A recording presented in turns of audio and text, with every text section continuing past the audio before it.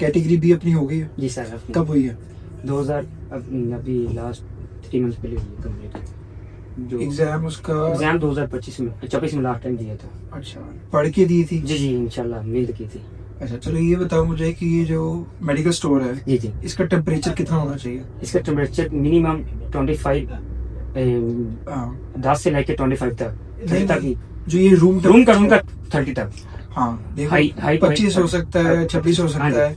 और कई बार जो मेडिसिन पकड़ोगे ना, जी जी हर मेडिसिन के ऊपर लिखा होगा इसका 25 होना चाहिए, जी, जी, इसका 30 से ज्यादा नहीं होना चाहिए या 30 से कम होना चाहिए। वो मेडिसिन के हिसाब से देख जी रहे जी एक तो ये प्रैक्टिस करनी करो। दूसरा ये होता है जो फ्रिज का टेम्परेचर होता है जी वो कितना होना चाहिए? वो कम से कम 15 डिग्री सेंटीग्रेड तक होना चाहिए। नहीं 20 तक नहीं, 10 फ्रिज का टेम्परेचर कितना होता है? अंदरूनी हाँ हाँ उसका 10 तक होना चाहिए। इसका होता है 2 डिग्री से लेकर 8 डिग्री तक, ठीक है? जी जी जैसे हम एसी को सेट करते हैं ना 16 डिग्री पे होना चाहिए, जी जी ठीक है? कितनी ठंडक हो जाती है 16 पे। बिल्कुल सर। इसी तरह फ्रिज जो होता है ना, फ्रिज के अंदर का फ्रिज भी एक कमरा ही है समझ लो जी दवाइयों जी का। जी उसमें आपने वैक्सीन रखी हुई है या फिर आपकी कोई ऐसी आई ड्रॉप्स हैं, ड्रॉप्स हाँ हैं, जी तो उसका टेम्परेचर 2 से 8 डिग्री का ही होना है। 8 से ऊपर गया तो वो फिर हमारी नालायकी है कि हम उसको बाहर रख रहे हैं। तो ये नहीं चाहिए कोई ऐसे ड्रॉप्स या चीजें ऐसी हों जो बाहर रखी हुई हैं आपने या इंजेक्शन, लेकिन वो अंदर होना चाहिए, उसका ख्याल रखो। ठीक।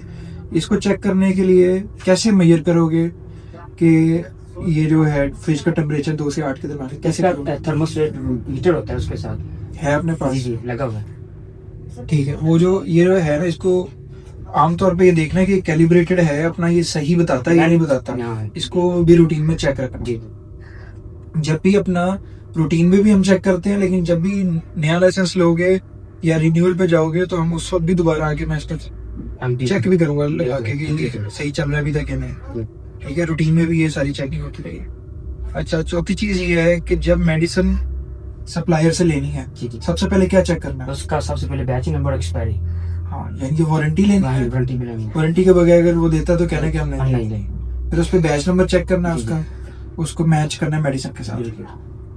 अच्छा, अगर आपको 2 डिस्ट्रीब्यूटर हो, जी, जी। 2 डिस्ट्रीब्यूटर हो, वो एक ही मेडिसिन आपको दे रहे हैं, एक से आपको 1 रुपए महंगी मिलती है, एक से आपको 2 रुपए सस्ती मिलती है, जी जी किससे लोगे मेडिसिन? जी 2 रुपए मांगी दे रहे हैं। महंगी के बाद उसका उसकी सर जी रीजन मैं ये वारंटी दोनों की है, वो आपको दोनों की वारंटी दे रहे हैं। हाँ जी किससे लोगे? मुझे अभी वारंटी पूरी है, बैच नंबर दोनों के सेम है। दोनों बिल्कुल ठीक है, वारंटी। 1-2 रुपए कम दे रहा है उससे लूंगा। हाँ, अब यहाँ पे जो हम गलती करते हैं ना सारे, वो ये करते हैं कि हम वारंटी देखते हैं लेकिन ये नहीं देखते क्या वो मजाज है वारंटी देने का। मिसाल के तौर पर 2 लाइसेंसी डिस्ट्रीब्यूटर हैं, इसके पास भी लाइसेंस है डिस्ट्रीब्यूशन का, इसके पास भी है, लेकिन वो अगर गेट्स की सामी की मेडिसिन दे रहे हैं तो क्या सामी और गेट्स ने उनको अथॉरिटी लेटर दिया है कि मैं तुम्हें ऑथोराइज करता हूँ कि तुम मेरे भी आप पे ये मेडिसिन डिस्ट्रीब्यूट करो?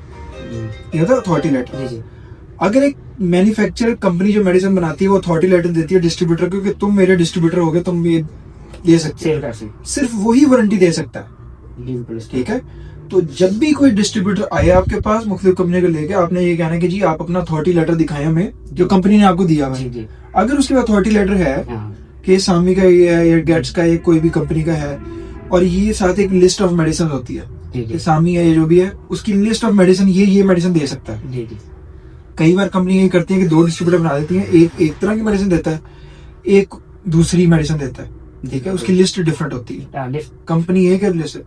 तो यहाँ पे देखना ये केस सिनेरियो जो याद रखना है। ठीक है, वारंटी सिर्फ ऑथराइज्ड डिस्ट्रीब्यूटर से। जी जी अच्छा, उसके बाद ये मुझे बताओ कि अगर कोई आ जाता है कि गाबाफिल दे दो या नशावर अद्विया जिसको हम आमतौर पे कहते हैं ज़हनी सुकून के लिए या डिप्रेशन के लिए, एंजाइटी के लिए, उसमें कौन कौन सी मेडिसिन आ जाती है आपके पास?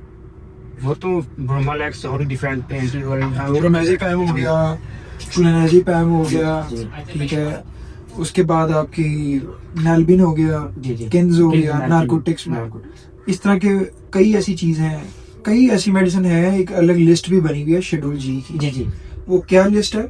शेड्यूल जी की। वो क्या होती है उसमें? उसमें नार्कोटिक्स की आएंगी सर। उसमें नारकोटिक में और भी चीजें, वैक्सीन भी है और मेडिसिन भी है।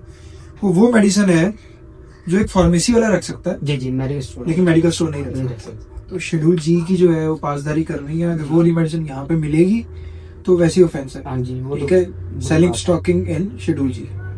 इसी तरह से नार्कोटिक स्टेरॉइड, इसी तरह से कई ऐसी मेडिसिन होंगी जो शेड्यूल बी डी में आती है, यानी कि वो मेडिसिन जो डॉक्टर के नुस्खे के ऊपर जाएगी, ठीक है। तो कोई ऐसी मेडिसिन आती है तो उसके लिए डॉक्टर का नुस्खा आपके पास होना चाहिए। तो नुस्खा कोई आता है तो उसकी तस्वीर लेके या उसका प्रिंट अपने पास रख लिया करो। जी जी तो एक फाइल लगी नहीं चाहिए जिसमें डॉक्टर नुस्खा, और ये मेडिकल स्टोर फार्मेसी के लिए भी है, जी नुस्खा जो है उसका वो आपकी फाइल में लगा होना चाहिए। जब भी कोई टीम चेक करने हैं, हम चेक करने हैं, आप दिखा सको ये नुस्खा हमारे पास है, हम इस पे बेचते हैं, ठीक है। तो ये सारी चीजें देखें, फिर सफाई का निजाम देखना है अपना, एक्सपायरी